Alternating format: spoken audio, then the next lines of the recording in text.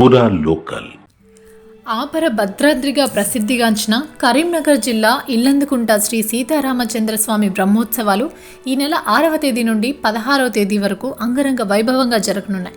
ఈ ఉత్సవాలకు మన రాష్ట్రం నుండే కాకుండా ఇతర రాష్ట్రాల నుండి వేల సంఖ్యలో భక్తులు హాజరు కానుండడంతో అధికారులు భారీ ఏర్పాట్లు చేస్తున్నారు.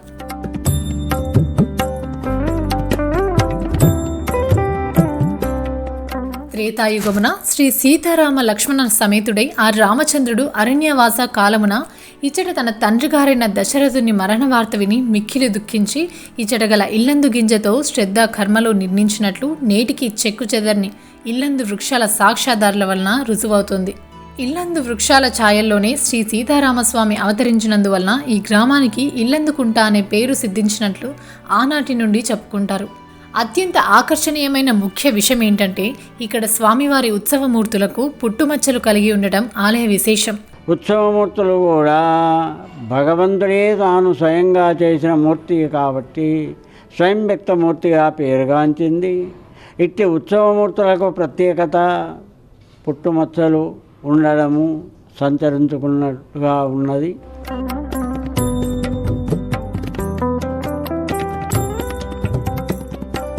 ఆపర భద్రాద్రిగా పేరుగాంచిన ఈ ఆలయానికి భారీగా భక్తులు తరలిరానున్నారు.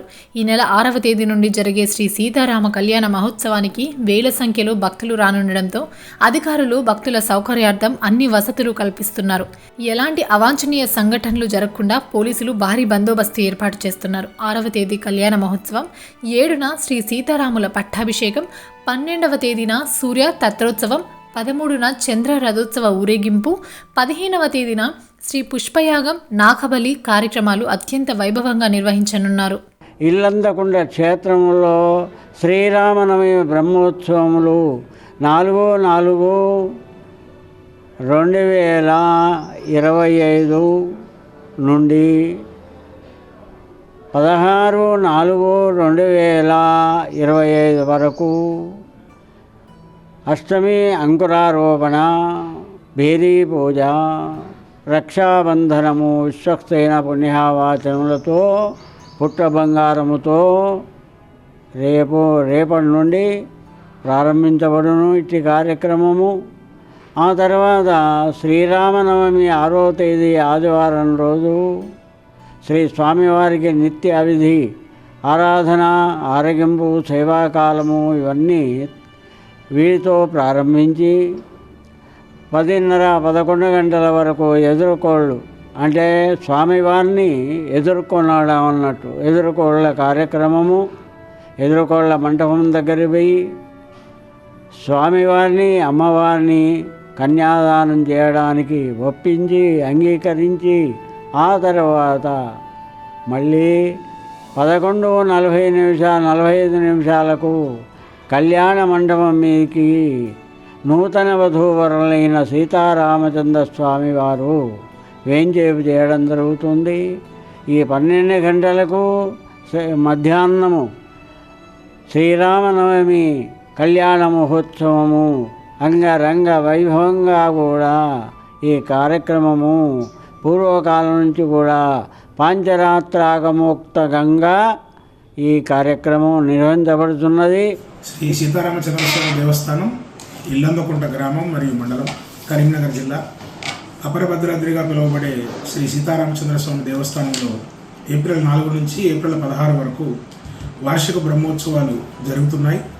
ఈ 13 రోజుల పాటు జరిగే ఈ ఉత్సవాలలో భాగంగా ఏప్రిల్ 6వ తేదీన శ్రీరామనవమి కళ్యాణం మధ్యాహ్నం 12 గంటలకు అత్యంత వైభవంగా నిర్వహించబడుతుంది. అలాగే ఏప్రిల్ 7వ తేదీన శ్రీరామ పట్టాభిషేక ఉత్సవం వైభవంగా నిర్వహించబడుతుంది. ఏప్రిల్ 12వ తేదీన స్వామివారు చిన్నరథంపై భక్తులకు దర్శనం ఇవ్వడం జరుగుతుంది.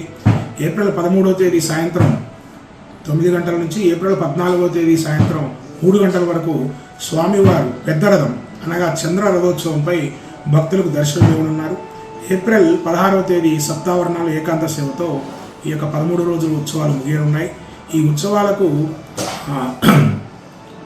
కరీంనగర్ జిల్లా కలెక్టర్ గారి ఆధ్వర్యంలో కోఆర్డినేషన్ మీటింగ్ కూడా నిర్వహించుకున్నాం. వివిధ ప్రభుత్వ శాఖల యొక్క సహాయంతో, వారి యొక్క సూచనలతో ఈ 13 రోజుల ఉత్సవాలకు సంబంధించి అన్ని ఏర్పాట్లను పూర్తి చేయడం జరిగింది. భక్తులకు ఎటువంటి అసౌకర్యం లేకుండా త్రాగునీటి సదుపాయం, అలాగే చలువ పందిర్లు, క్యూ లైన్లు, అలాగే షామియానా పెండెల్స్, కళ్యాణం వీక్షించేందుకు వీలుగా LED టీవీల ఏర్పాటు, త్రాగునీటి సదుపాయం మొదలైనటువంటి అన్ని సదుపాయాలను ఏర్పాటు చేయడం జరిగింది. ఏప్రిల్ 6వ తేదీన కళ్యాణం రోజున Jammikonda rice millers, cotton millers, parboiled millers వారి సౌజన్యంతో భక్తులకు ఏ విధమైనటువంటి ఇబ్బంది లేకుండా మెడికల్ క్యాంప్ ఏర్పాటు చేయటం, అలాగే ఏ విధమైన అవాంఛనీయ సంఘటనలు జరగకుండా CCTVలను కూడా బ్రహ్మోత్సవాల సందర్భంగా ఏర్పాటు చేయడం జరిగింది. కావున 13 రోజుల పాటు జరిగే ఉత్సవాలలో భగవద్భక్తులందరూ పాల్గొని స్వామివారిని దర్శించి స్వామివారి కృపకు పాత్రలు కావాల్సిందిగా కోరుచున్నాం. ఇక్కడి సీతారామచంద్ర స్వామి ఉత్సవమూర్తులు, ఈ స్వయంభూ వ్యక్తమూర్తులు, వీరికి మనలాగానే మానవులకి ఎలాగైతే పుట్టుమచ్చలు ఉంటాయో ఇక్కడ కూడా సీతారామచంద్ర స్వామికి వెలిసిన ఉత్సవమూర్తులకు మనలాగానే పుట్టుమచ్చలు ఉంటాయి. అందుకే కొంగు బంగారం ఈ ఉత్సవమూర్తులు అనాది నుంచి కాలంలో దీనికి విగ్రహదాతలు అనేవారు ఎవరు లేరు. తానుగా స్వయంభూ వ్యక్తమూర్తులుగా వెలిచిన వారు. ఇక్కడికి వచ్చి భక్తులు ఏ కోరిక కోరుకున్నా కూడా ఆ కొంగు బంగారం అనేటువంటి కోరికలు నెరవేరుతాయి. ఈ బ్రహ్మోత్సవాలు ఆదివారం రోజు 6వ తారీఖు నాడు కళ్యాణం జరుగును. 12వ తారీఖు నాడు బండ్లు తిరుగుతాయి. 13 నాడు సూర్యరథం.